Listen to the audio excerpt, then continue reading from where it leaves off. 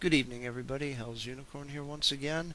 And this is just going to be a quick little news update for those of you who haven't been reading any of the independent media in the past day. Everybody has recently taken note of the sudden drumbeat towards sanctions and eventual potential military actions against the country of Iran over the so-called recently foiled terror plot against the Saudi ambassador to the United States. I have an article here from commondreams.org, and this is verified by other sources that show that this entire drumbeat is based on what appears to be a lot of hot air. Whenever I hear people talking about a alleged domestic terror attack somewhere here in the country, and the source country is supposedly the Middle East, if I don't hear a lot of specifics right away, my bullshit meter just starts going crazy. Fool me once, shame on you. Fool me twice, shame on me. Fool me 3 times, I do not deserve the right to vote. That's basically the way I break it down. And this is a case of the government trying to pull the good old fool me 3 times routine here. The name of this website, and I've got a link in the description, is U.S. Officials Peddle False Intel to Support Terror Plot Claims, and it's sourced to the Interpress Service. This is by Gareth Porter. Officials in the Barack Obama administration have aggressively leaked information supposedly based on classified intelligence in recent days to bolster its allegation that 2 higher-ranking officials from Iran's Revolutionary Guard Corps were involved in a plot to assassinate Saudi Ambassador Adel Jubeir in Washington, D.C. The media stories generated by the leaks helped divert press attention from the fact that there is no verifiable evidence of any official Iranian involvement in the alleged assassination plan, contrary to the broad claim being made by the administration. But the information about the 2 Iranian officials leaked to NBC News, The Washington Post, and Reuters was unambiguously false and misleading, as confirmed by official documents in one case and a former senior intelligence and counterterrorism official in the other. The main target of the official leaks was Abdul Raza Shahalai, who was identified publicly by the Obama administration as a deputy commander in the Quds Force of the Islamic Revolutionary Guard Corps. Shahalai had long been regarded by U.S. officials as a key figure in the Quds Force relationship to Muqtada al-Sadr's Mahdi army in Iraq. The primary objective of the FBI sting operation involving Iranian-American Mansour Arbabsir, and a Drug Enforcement Administration informant that was started last June, now appears to have been to use Arbabsir's to implicate Shahalai in a terror plot. U.S. officials have learned from the DEA informant that Arbabsir claimed that Shahalai was his cousin. In September 2008, the Treasury Department designated Shahalai as an individual providing financial, material, and technical support for acts of violence that threaten the peace and stability of Iraq, and thus subject to specific financial sanctions. The announcement said Shahalai had provided material support to the Mahdi army in 2006, and that he had planned the January 20th, 2007 attack by the Mahdi army special groups on U.S. troops at the Provincial Coordination Center in Karbala, Iraq. Arbabsir's confession claims that Shahalai approached him in early spring 2011 and asked him to find someone in the narcotics business to kidnap the Saudi ambassador to the United States, according to the FBI account. Arbabsir's implicates Shahalai in providing him with thousands of dollars for his expenses. But Arbabsir's claim against Shahalai was self-interested. Arbabsir had become the cornerstone of the administration's case against Shahalai in order to obtain leniency on charges against him. There is no indication in the FBI account of the investigation that there is any independent evidence to support Arbabshir's claim of Shahalai's involvement in a plan to kill the ambassador. The Obama administration planted stories suggesting that Shahalai had a terrorist past and that it was therefore credible that he could be part of an assassination plot. Notice, you establish a lie, you put it in the past, and then you use it to tie in another lie. It's very Machiavellian. Anyway, continuing.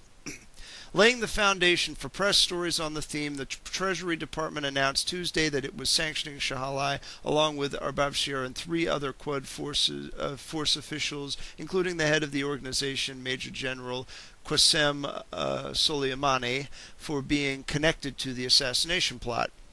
But Michael Isikoff of NBC News reported the same day that Shahalai had previously been accused of plotting a highly sophisticated attack that killed 5 U.S. soldiers in Iraq, according to U.S. government officials and documents made public Tuesday afternoon.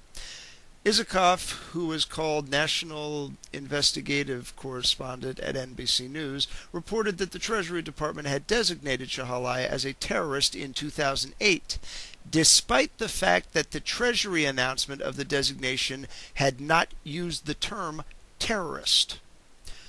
On Saturday, the Washington Post published a report closely paralleling the Isikoff story, but going even further in claiming documentary proof of Shahalai's responsibility for the January 2007 attack in Karbala. Post reporter Peter Finn wrote of Shahalai was known as the guiding hand behind an elite militia of the cleric Muqtada al-Sadr, which had carried out an attack on U.S. troops in Karbala in January 2007. Finn cited the fact that the Treasury Department named Shahalai as the final approving and coordinating authority for training Sadr's militiamen in Iran.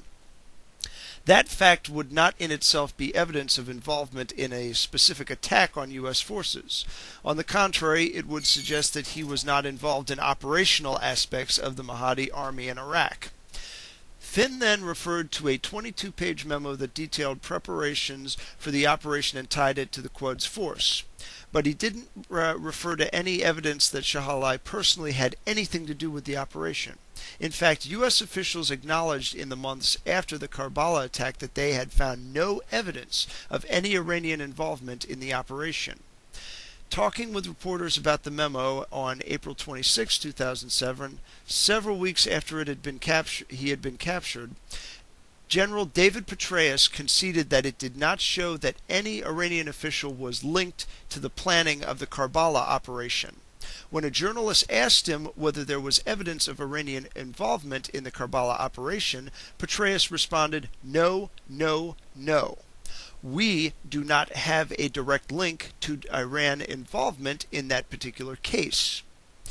In a news briefing in Baghdad, July 2, 2007, General Kevin Bergner confirmed that the attack in Karbala had been authorized by the Iraqi chief of the militia in question, Qais Khazali, not by any Iranian official.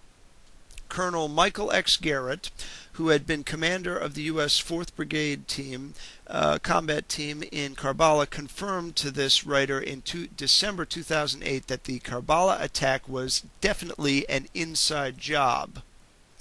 Major General Qasem Soleimani, the head of the Quds force, is on the list of those Iranian officials linked to the alleged terror plot because he oversees the IRGC-QF officers who were involved in the plot, as the Treasury Department announcement explained. But a Reuters story on Friday reported a claim of U.S. intelligence that 2 wire transfers totaling $100,000 at the behest of Ababshir to a bank account controlled by the FBI implicates Soleimani in the assassination plot. While details are still classified, wrote Mark Hosenball and Karen Bohan, one official said the wire transfers apparently had some kind of hallmark indicating they were personally approved by Soleimani. But the suggestion that forensic examination of the wire transfers could somehow show who had approved them is misleading. The wire transfers were from 2 separate non-Iranian banks in a foreign country, according to the FBI's account. It would be impossible to deduce who approved the transfer by looking at the documents. I have no idea what such a hallmark could be, said Paul Pillar, a former head of the CIA's Counterterrorism Center, who was also National Intelligence Officer for the Middle East until his retirement in 2005. Pillar told IPS that the hallmark notion pops up frequently in commentary after actual terrorist attacks, but the concept is usually invoked along the lines of the method used in this attack had the hallmark of such and such group. That hallmark idea assumes exclusive ownership of a method of attack which does not really exist, said Pillar. I expect the same could be said of methods of transferring money. And that's the article. So what does this tell all of you? I know what it tells me, and it tells me that the government is telling little white lies in order to get a very big, ugly war going with Iran. Don't believe any of this crap, and vote Ron Paul. With prudence to myself and benevolence to all of you, good evening.